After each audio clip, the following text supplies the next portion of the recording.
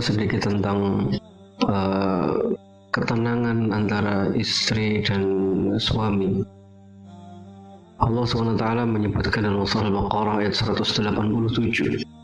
Allah mensifati suami istri itu sebagai pakaian.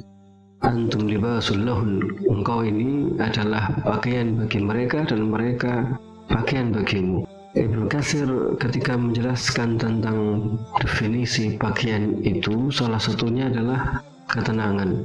Suami adalah ketenangan bagi istri dan istri adalah ketenangan bagi suaminya. Kadang saya merenungkan ayat ini ketika menggunakan kata pakaian. Pakaian itu adalah sesuatu yang dibutuhkan oleh seseorang, yang kalau tidak ada maka dia pasti mencari apapun yang ada di sekitarnya untuk menutupi auratnya. Itulah alamiahnya pakaian. Kita butuhkan untuk menutupi aurat kita butuhkan untuk menutupi aib-aib kita. Tidak mungkin orang keluar rumah tanpa berpakaian. Kalau tiba-tiba pakaiannya tersingkap, maka dia pasti akan mencari sesuatu yang bisa menutupinya. Karena fitrahnya adalah menutupi aurat. Dan ketenangan pun demikian. Ketenangan itu sesuatu yang kita cari oleh kita semua. Ketenangan itu sesuatu yang kita buru, dan ketika dia hilang, pasti kita akan mencari ketenangan-ketenangan yang lainnya.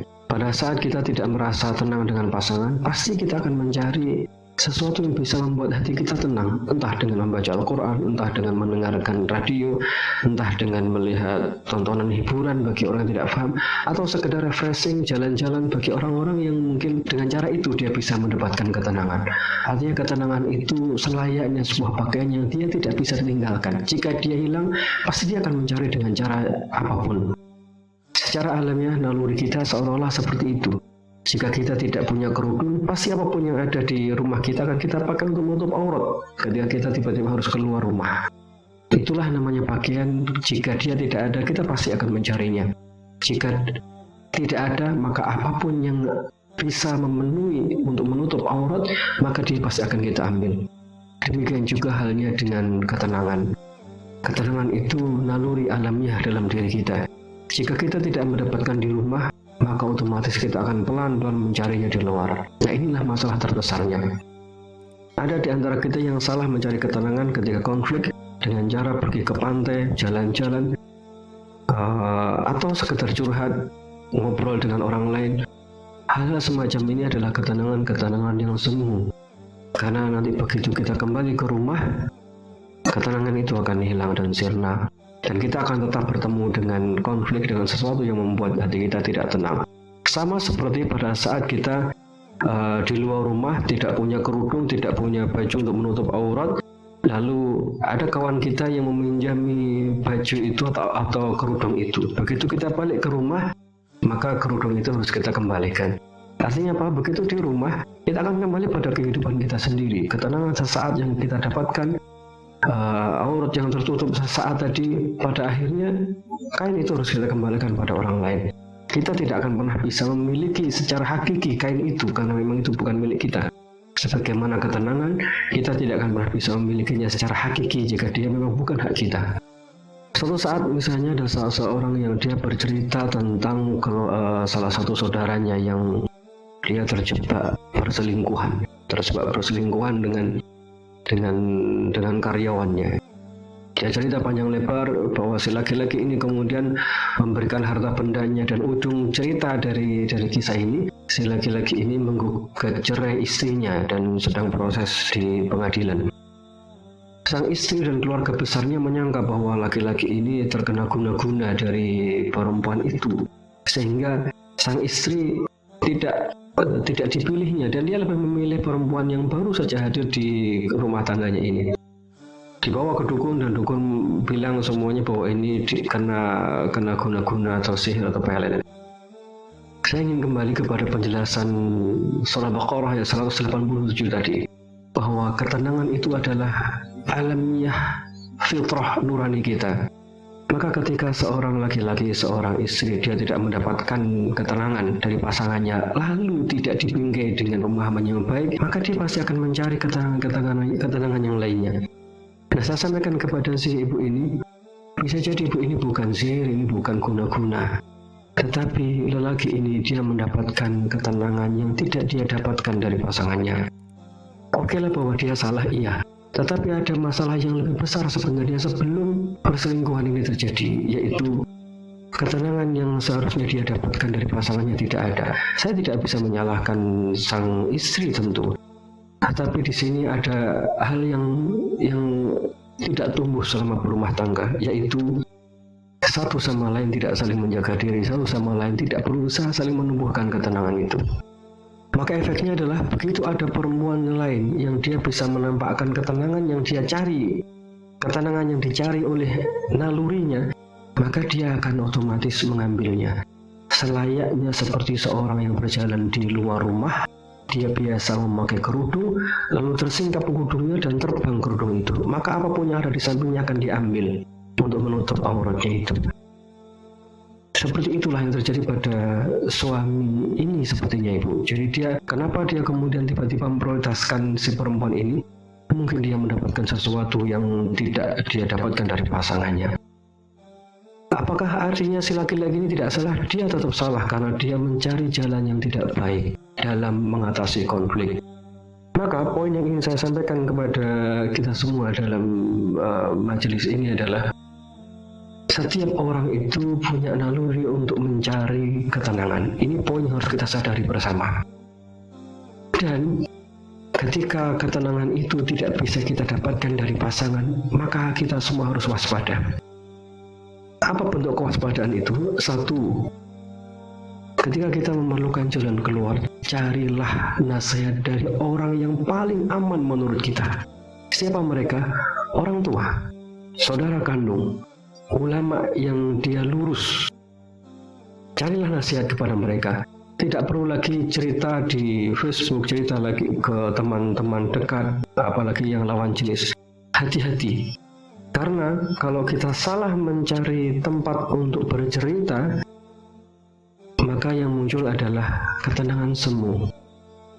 Orang yang bisa memberikan jalan keluar tadi pelan-pelan, curhatnya dengan enak, curhatnya dengan tenang, kita bisa mendapatkan hati yang lapang ketika curhat dengan orang-orang ini. Maka tiba-tiba dia seperti kain yang kita temukan di tengah jalan. Mau tidak mungkin akan kita pakai, dan pelan-pelan batin kita pun akan terpaut dengan itu. Begitu kita ke rumah, maka masalah tidak selesai, bahkan semakin jauh hati kita dengan pasangan kita. Ini yang pertama. Jadi ketika kita mengalami konflik, carilah orang yang terpercaya, orang yang lurus, orang yang bisa menengahi, dan peluang terjadinya fitnah sangat kecil. Yang kedua, batasilah ketika kita bercerita ke orang lain. Batasilah ketika kita ngobrol dengan orang lain. Apa batasannya? Cukuplah pada mencari solusi. Sekali lagi saya garis bawahi poin ini.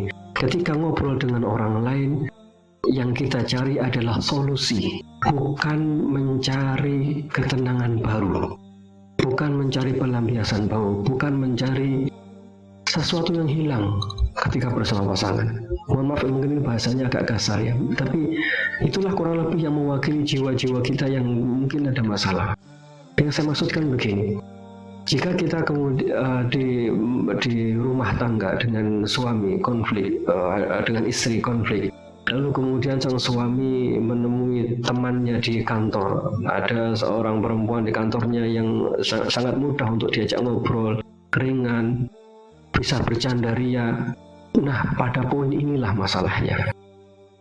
Bercanda ria itu hal yang hilang di rumah.